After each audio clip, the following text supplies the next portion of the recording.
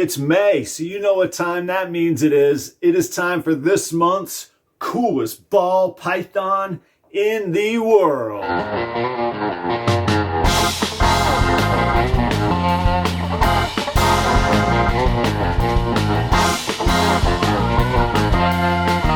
What's up, everybody? It's your good buddy Adam at Proper Royals. Thank you for joining me today. It is time for the May 2021 installment of the coolest ball python in the world. As you know, we've had some cool ball pythons on this series before. We had old Freckles. We had the Bruce Springsteen blue collar working man's ball python last month. Well, this month, this ball python is just cool. I've tried to define them in the past. I've tried to give myself a definition for what I'm gonna follow. And you know what? Sometimes when you see cool, you just know it's cool. Check out these links to see the past coolest ball pythons in the world.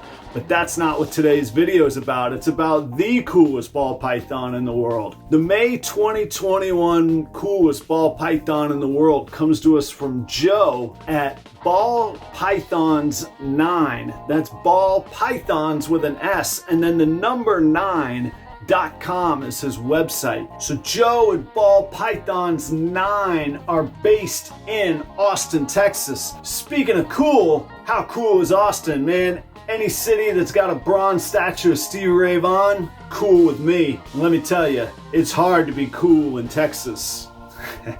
Joe's a cool dude. Joe's been breeding ball pythons since 2008. He was a pleasure to work with on this video. He's the first breeder that's actually gotten back to me to participate in creating these videos. So I got a whole bunch of media to share with you. All pictures of this ball python are courtesy of Joe at ballpythons9.com. You find them on Morph Market as well. You can find this snake for sale on Morph Market, I think. If not, it's certainly on his website. So you go talk to Joe if you're interested in owning the coolest ball python in the world. He is on YouTube as well. Excuse me, I should have spoken up on that earlier. This month's ball python, this is a Super Banana Enchi Clown.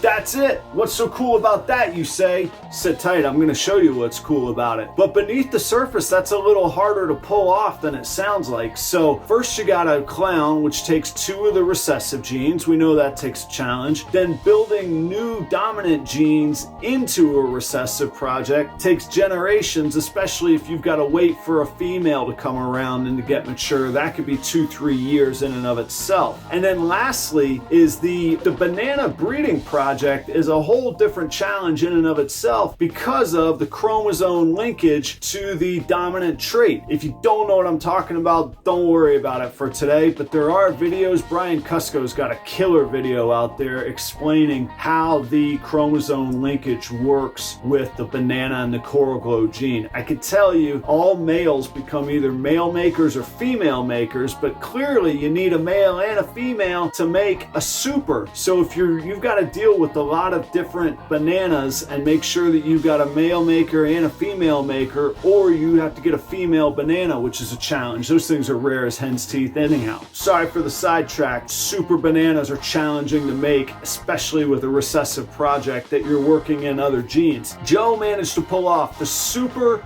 Banana Enchi Clown, and that is this month's coolest ball python in the world. So now, for the first time ever, please welcome to the coolest ball python in the world stage here in the Proper Royal Snake Room, the coolest ball python in the world from Joe at Ball Pythons 9.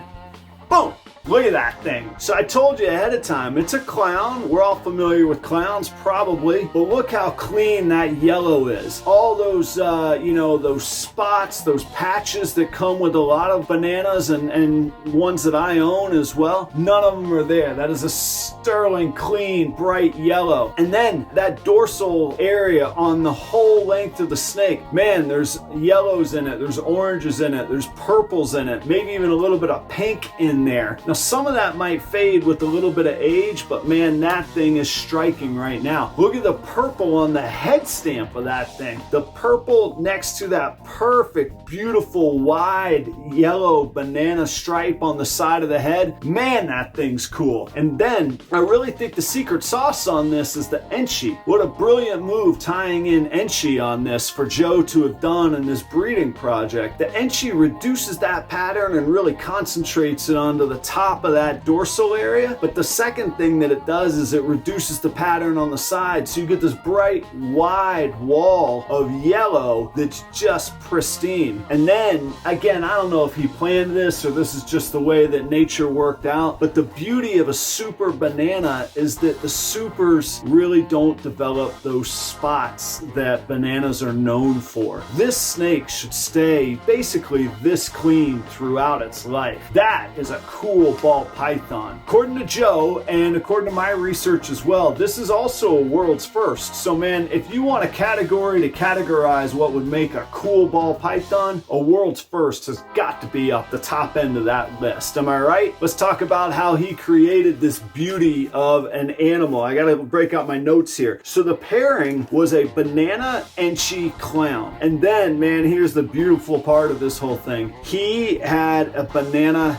Het Clown. So he bred those two together and he hit everything that he needed to hit to make this happen. It's really, really slim odds to have pulled off the super for the Het with the visual breeding. That's only 50% production of a visual result. Banana to banana, I believe, only makes a super 25. So now we're at 25% of 50%. So what? That's down to 12.5%. Enchi would have only been 50% of the offspring as well. So we're down to what, 6 3/4%? Oh, 6.25%. 6.25% chance that Joe had to make this animal on any given egg out of that clutch. So 6 out of 100. Killer job hitting this thing. Check my math. That was all off the top of my head. I swear that is not written on my notes anywhere. So